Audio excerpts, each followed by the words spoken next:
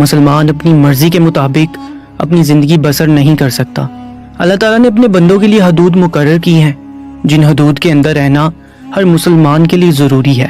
اسلام میں بعض چیزوں کو حلال قرار دیا گیا ہے، جبکہ بعض چیزوں کو حرام کہا گیا ہے، اور حرام چیزوں کا مسلمان تصور بھی نہیں کر سکتا کہ کسی حرام چیز کو چھوئے۔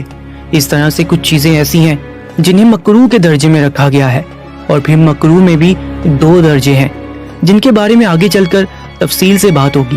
البتہ ہمارا آج کا موضوع ہے کہ آیا اسلام میں کپورے، اوجری اور کلیجی کھانا جائز ہے یا نہیں، اس حوالے کیا ہے۔ اسی لیے چاہیے کہ پاکیزہ حلال چیزیں کھائی جائیں، اور وہ چیزیں جو کہ خبیث ہیں، جن کو حرام کہا گیا ہے یا پھر مکروہ کہا گیا ہے، بحیثیت مسلمان ہمیں ان چیزوں کے کھانے سے پرہیز کرنا چاہیے۔ یاد رہے کہ جس مسلمان کے پیٹ میں حرام کا ایک لقمہ چلا گیا تو اس کی 40 دن کی عبادات قبول نہیں ہوتی۔ اس لیے ہر مسلمان کے لیے ضروری ہے وہ ہر ایسی چیز کے بارے میں اسلامی تعلیمات کی روشنی میں تسلی کر لے جس چیز کو کھانے میں اس کے دل و دماغ میں کوئی کھٹکا ہو۔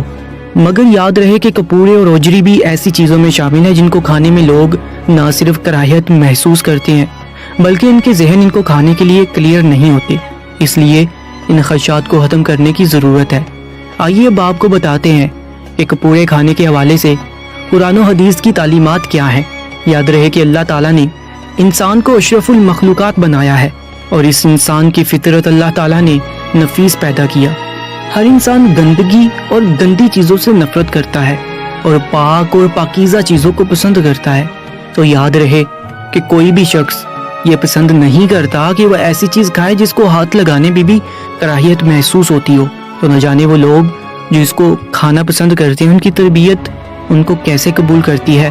کپورے کھانے کے بارے میں قرآن و حدیث کی روشنی میں فقہا رائے ملاحظہ فرمائیے، جن سے یہ بات واضح ہوتی ہے کہ یہ کھانا کیسا ہے۔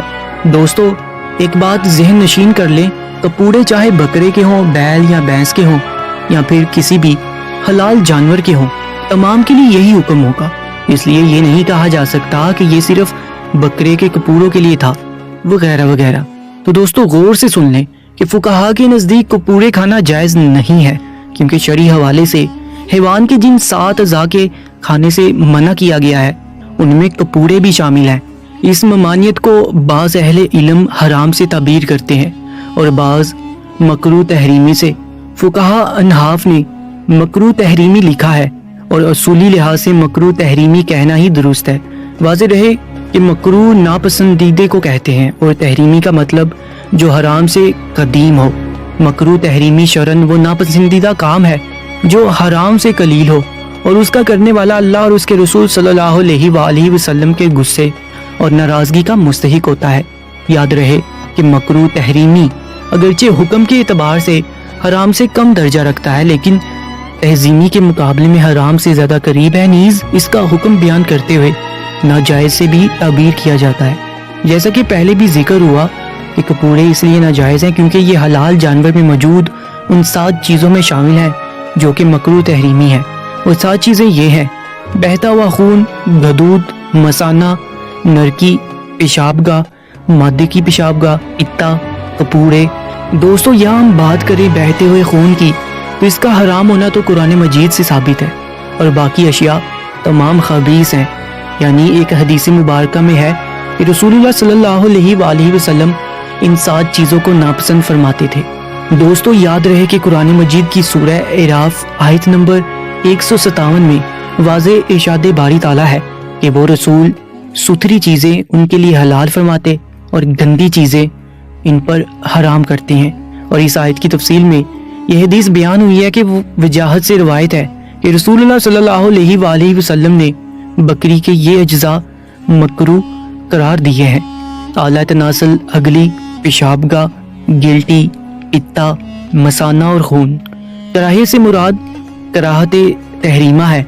دلیل یہ ہے کہ رسول اللہ صلی اللہ علیہ وآلہ وسلم نے خون کے ساتھ باقی 6 چیزیں بھی جمع فرمائی، اور بہتا ہوا خون تو حرام ہے، لہٰذا یہ بھی حرام ہے۔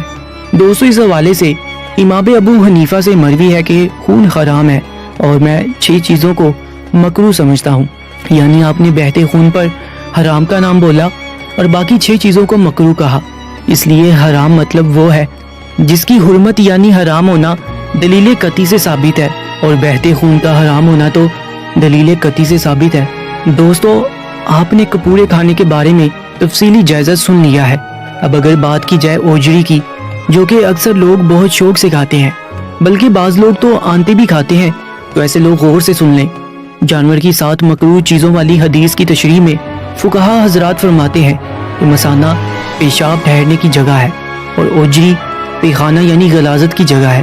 پیشاب نجاست خفیفہ ہے اور پیخانہ نجاست غلیظہ ہے، لہذا جس طرح مثانہ مکروہ تحریمی ہے، اسی طرح سے اوجری آنتے بھی مکروہ تحریمی ہے۔